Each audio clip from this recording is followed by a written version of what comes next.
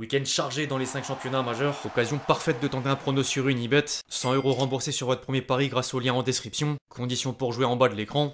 Je suis surpris moi parce que nous on n'a aucun contact avec l'Olympique de Marseille. Les textes sont assez clairs. Il est interdit en fait de contacter un joueur d'un autre club sans le demander au club avec lequel le joueur est sous contrat. Et aujourd'hui, je n'ai eu aucune demande de l'Olympique de Marseille de pouvoir parler à mon joueur. J'ai entendu ce matin qu'y compris l'entraîneur de Marseille avait parlé à mon joueur. Surprenant, mais on n'a pas une surprise près avec l'Olympique de Marseille. Donc. L'équipe, j'espère que vous allez bien aujourd'hui suite de la série transfert. On est entré dans une période où tout va très vite avec la fin imminente du mercato estival, le coup d'envoi des 5 championnats majeurs dont la Ligue 1, les premières listes des sélections nationales dont l'équipe de France en vue des éliminatoires à la Coupe du Monde 2026 et les tirages au sort des Coupes d'Europe entre Ligue des Champions dont Paris, Marseille, Monaco, la Ligue Europa dont Nice, Lille, Lyon et la Ligue Conférence dont Strasbourg. C'est aussi le moment des fameux panic buys mais également des transferts avortés. Certains cadres européens vont poser des sommes XXL en dernière minute pour compléter leur effectif et lancer la saison de la meilleure des manières. La première ligue est toujours concernée grâce aux revenus supérieurs aux autres. Bref, on va sans plus tarder parler concret les amis, mais juste avant je vous demande un service, celui évidemment de lâcher votre pub au like. On est sur l'un des derniers épisodes donc c'est l'occasion. Merci vraiment à tous ceux qui le feront, vous êtes les boss. On entre dans le vif du sujet en France avec le Paris Saint-Germain toujours empêtré dans le dossier Donnarumma. Vendredi dernier, le gardien italien faisait ses adieux au Parc des Princes et le club de la capitale a entre-temps fixé un nouveau prix réduit de 30 à 35 millions d'euros. Et rien n'exclut un revirement de situation. Manchester City pourrait conserver Ederson devant l'incapacité du Galatasaray à répondre aux exigences des Citizens. Et le clan du portier parisien envisage de rester jusqu'en janvier si aucune solution n'est trouvée avant la fermeture du marché des transferts. En parallèle, d'anciens prétendants ont abandonné la piste à l'image de Manchester United sur le point d'acter l'arrivée de Sen Lamens. Derrière le dossier Donnarumma, le PSG tente de sortir les derniers indésirables. Après avoir prêté Renato Sanchez au Panathinaikos, le champion d'Europe a cédé Arnautenas à Villarreal. Carlos Soler va rebondir à la Real Sociedad. Asensio serait proche de rejoindre Aston Villa de façon définitive. Les Colomani persistent pour retourner à la Juventus, même si la vieille dame doit encore remplir certaines conditions. Au niveau des rumeurs de départ, le Real Madrid peut a priori oublier Vitinha, considéré comme intouchable par le trio Nasser Al-Khelaifi, Luis Campos, Luis Enrique, peu importe les circonstances ou la proposition. Par contre, une source allemande de renom a révélé que le PSG rêve de Michael Olise, sous contrat avec le Bayern jusqu'en 2029. Le club bavarois aura sans doute du mal à laisser partir l'international tricolore. En dehors de Paris, sinon, certains clubs français vont dans tous les sens avant la fin du mercato. Après avoir lâché Jonathan Rowe à Bologne, Faris Moumbagna à Cremonese, Unai à Girona et sans doute Cornelius aux Glasgow Rangers, l'OM est venu à bout des dossiers Palmieri et Ahmed Junior Traoré, en plus d'être positionné sur Joël Ordonez et Naïef Aguerd de nouveau dans les tuyaux, sans oublier Zegrova, désormais d'accord sur les termes d'un contrat de 5 ans. L'international kosovar vient même d'obtenir la nationalité albanaise, pouvant libérer une place extra-communautaire. Par contre, la piste Ceballos aura duré à peine 48 heures. Le club olympien était tombé d'accord avec le Real Madrid, mais le milieu espagnol est revenu sur le choix initial de rallier la cité phocéenne. Du coup, la direction marseillaise s'est retirée d'office pour avancer d'autres options. Le cas Rabiot laisse quant à lui place au doute. Après la victoire de l'OM en réception du Paris FC, Des Herbiers a ouvert la porte à une réintégration de l'international tricolore contre toute attente. Je cite, j'ai pas encore parlé à Pablo et Mehdi, mais l'espoir que j'ai, et c'est pas seulement par rapport à la valeur du joueur, mais par rapport à la personne qu'il est. Même s'il a fait une erreur, j'espère qu'il y a la possibilité de recomposer la chose, que les choses se remettent. Je suis pas quelqu'un qui claque les portes au nez, je suis pas la seule personne à décider, le club passe avant le coach. L'entourage du Rabiot aimerait poursuivre l'aventure olympienne, mais l'OM attend des excuses à la hauteur pour reprendre les mots de Pablo Longoria au micro de Canal+. Je cite, nous devons être clairs, dans mon club on me connaît depuis des années, la porte de mon bureau est toujours ouverte, que ce soit pour Rabiot ou pour d'autres joueurs qui disposent de possibilités de départ, ils peuvent en témoigner, on vient et on discute tranquillement des choses de la vie. Si j'attends des excuses, la chose la plus importante c'est de parler comme des gens normaux, comme des personnes sincères. Actuellement c'est un joueur de l'OM mais il y a toujours des possibilités avec un mercato qui se termine bientôt. En attendant, là c'est Milan, Tottenham et Aston Villa ont montré leur intérêt. Massimiliano Allegri préférait néanmoins réfuter la rumeur du joueur français en conférence de presse. Je cite, on s'est pas appelé récemment ni pendant les vacances. Adrien est un garçon pour qui j'ai de l'affection. Par ailleurs, quand il est arrivé à la Juventus en 2019, moi je suis parti, mais c'est un joueur de Marseille. La seule chose que je peux dire est que je suis lié d'affection à lui, parce qu'on a travaillé ensemble ensuite.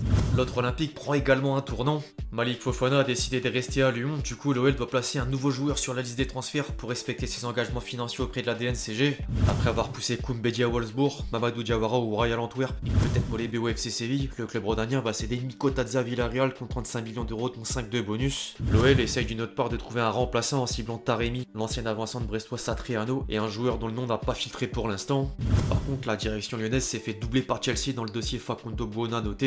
Monaco est en passe de récupérer près de 80 millions d'euros grâce aux ventes de Wilfried Singo au Galatasaray, Ben Seghir à Leverkusen et Sunguto Magasa à West Ham. En parallèle, le club de la Principauté ferait partie des courtisans pour relancer N'Golo Kanté en concurrence avec un club saoudien et le Paris FC. En parlant du Paris FC, le club parisien s'est offert Pierre Lismelou et Amari Traoré contre une somme totale de plus de 10 millions d'euros. Rennes semble déterminé à faire 2 attaquants. Le club breton a bouclé le dossier Esteban Le Paul pour 16 millions d'euros sans lâcher les pistes Lucas Tassin et Conrad Harder en proposant 2 offres de 15 millions d'euros. L'international espoir belge serait néanmoins retenu par Saint-Etienne et l'entourage du second vient de poser problème, du coup il est pressenti à Leipzig. Lens espère également attirer 2 éléments offensifs suite à l'échec Lassinsina Yoko. Après avoir acté le départ d'Andy Diouf à l'Inter et les prêts du trio Laskari, Agbonifo, Fulgini, le Racing a décroché la signature de l'international sénégalais Abdallah Sima, mais Pierre Sage attend encore un numéro 9. Dans le reste des informations autour de la Ligue 1, Lille a enfin concrétisé le dossier Hamza Igaman contre 10 millions d'euros. Toulouse s'est entendu avec Crystal Palace pour lâcher JD Canvo contre 27 millions d'euros. Après avoir laissé Pablo Rosario au FC Porto, Nice obtient le prêt de l'attaquant portugais Thiago Gouveia. Strasbourg devrait réaliser jusqu'à 18 recrues en venant à bout des dossiers Julien Chizo, Valentin Tangana et Martial Godot pour une somme totale d'environ 38 millions d'euros. En parallèle, le club alsacien a refusé une offre de 35 millions d'euros pour Dylan Bakour. Auxerre convoite Sekou Mara en quête de temps de jeu. Brest s'est attaché les services de Joris Chotard et l'arrière-gauche malien Guindo. Par contre, le stade brestois peut oublier la piste du gardien suédois Noël Tordwitz, détourné vers le com de Fabregas, alors que Metz a aligné 4 millions d'euros pour enrôler le défenseur central ghanéen Terry Egbe. Place désormais au tour d'horizon des cadres européens, d'abord en Angleterre, où la deadline du 1er septembre amène déjà des rebondissements.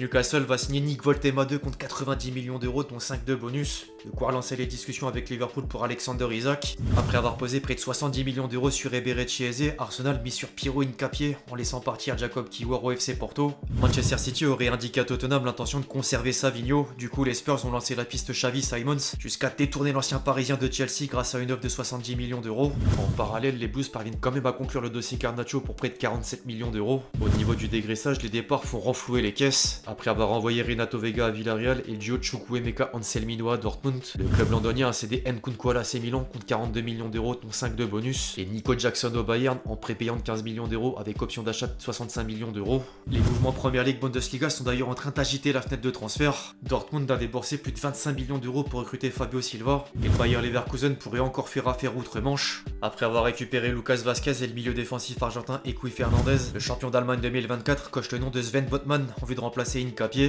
Les clubs italiens vont également réserver des surprises. L'AC Milan s'est retourné sur Vlahovic suite à l'échec Boniface. Naples fait revenir LG Felmas dans une opération à 13 millions d'euros en plus de pousser la signature d'Ojlund. Après être venu à bout d'une ancienne piste lyonnaise en la personne de Ziolkowski, la Roma a entamé des contacts pour avancer les pistes à Eric Georges et Tsimikas. Quant à l'Espagne, le Real Madrid aurait ciblé Upamecano en vue d'un transfert libre l'été prochain. Affaire à suivre. Au rayon des officiels, le Barça prête Inaki Peña à Elche. Everton s'est offert l'ailier droit anglais Tyler Dibling contre 49 millions d'euros. West Ham a aligné une somme similaire pour recruter Mateus Fernandez. Crystal Palace investit 30 millions d'euros sur l'ailier gauche espagnol Yeremi Pino. Nottingham Forest a mis moitié moins pour engager le latéral droit italien Nicolo Savona. Le Bayern aura accepté le même montant pour lâcher Paul Warner au PSV. La Fiorentina s'est attachée les services de Roberto Piccoli grâce à un chèque de 25 millions d'euros. L'Inter a prêté Christian Alslani au Torino. Nemanja Matic rebondit à Sassuolo. Azpilicueta file quant à lui au FC Séville. Mourinho est limogé par le Fenerbahçe suite à la défaite en barrage de Ligue des Champions. Enfin, des nouvelles d'un certain Alessandro Florenzi. L'ancien parisien raccroche les crampons à l'âge de 34 ans.